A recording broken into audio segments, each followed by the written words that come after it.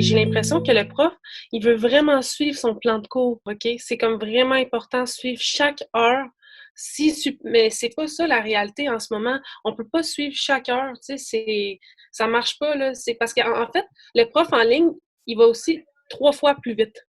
C'est comme parce qu'on pose, tu sais, même si on pose des questions, tu es un petit peu plus gêné à parler quand il y a 130 autres élèves qui sont dedans. Là, tu Ouais. fais juste comme prendre ton. Ça, c'est vraiment stressant comme moment, là, je sais pas, là, mais tu prends ton microphone, puis là, tu parles, là, ça, c'est vraiment stressant. Fait qu'ils comprennent pas qu'on est encore plus gêné que si on était en vrai.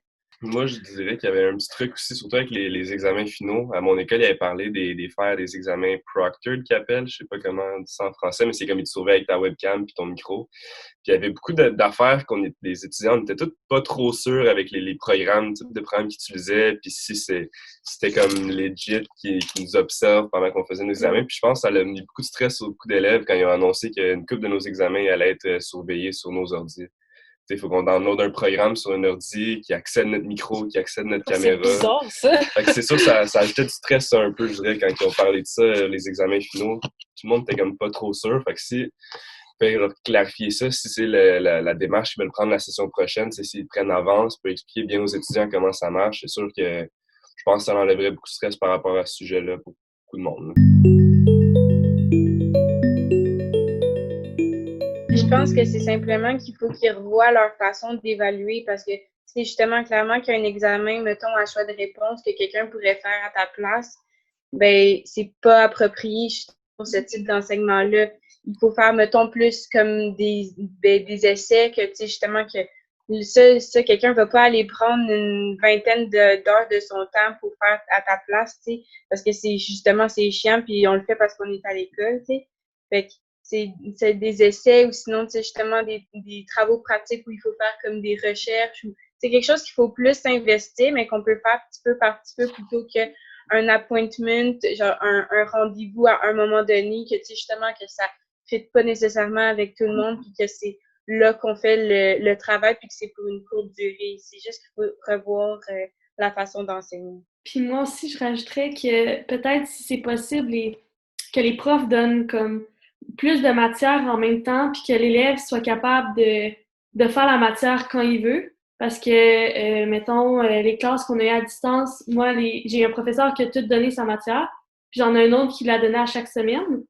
Puis, ben, je dirais que quand tu as toute la matière, ben, tu peux y aller à ton rythme parce qu'il y a des semaines que, mettons, tu files vraiment pas ou que c'est vraiment plus dur chez toi, fait que tu vas moins mettre d'efforts au niveau scolaire. Tandis qu'il y a des semaines que c'est vraiment plus facile, fait que tu peux vraiment te plancher. Fait que je dirais que juste le fait qu'on ait tout le matériel nécessaire dès le début, ben, on avance un peu à notre rythme, puis on le fait quand on a le temps, puis que c'est propice à l'apprentissage. Il a dit « Je réponds à vos questions par courriel », mais il répondait individuellement. Fait que si une personne demandait une question qui était vraiment importante, ben, il répondait individuellement, mais il faisait pas de rétroaction au groupe. Fait que, par exemple, il y avait des lectures à chaque semaine. Si on avait été en classe, il fallait faire des lectures à chaque semaine, puis il y avait une équipe qui présentait, puis ces lectures-là se retrouvaient à l'examen.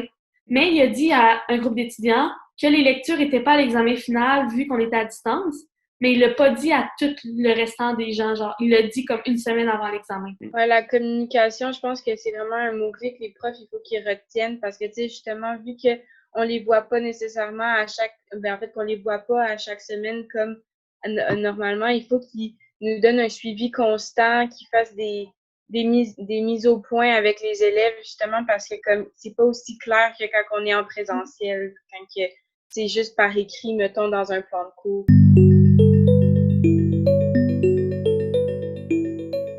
J'ai vraiment découvert découvert. Il existait déjà, puis on était bien au courant, mais vraiment, on a vu la marque entre deux types de professeurs, ceux qui déposent leur PowerPoint, la matière de leur cours, puis qui s'en vont en vacances, si je peux dire, répondre aux courriels, puis attendre que les examens se font.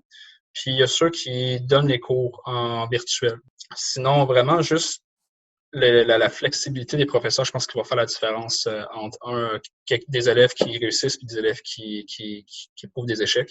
Donc, donner un exemple, puis ça, c'est vraiment là, le plus loin qu'un professeur peut se rendre, puis je ne crois pas que tous les professeurs devraient le faire, mais moi, j'ai un des professeurs qui j'ai des questions. Puis, elle dit, écoute, voici mon numéro de cellulaire, appelle-moi. On va s'en jaser une bonne fois pour toutes, puis on va régler le problème.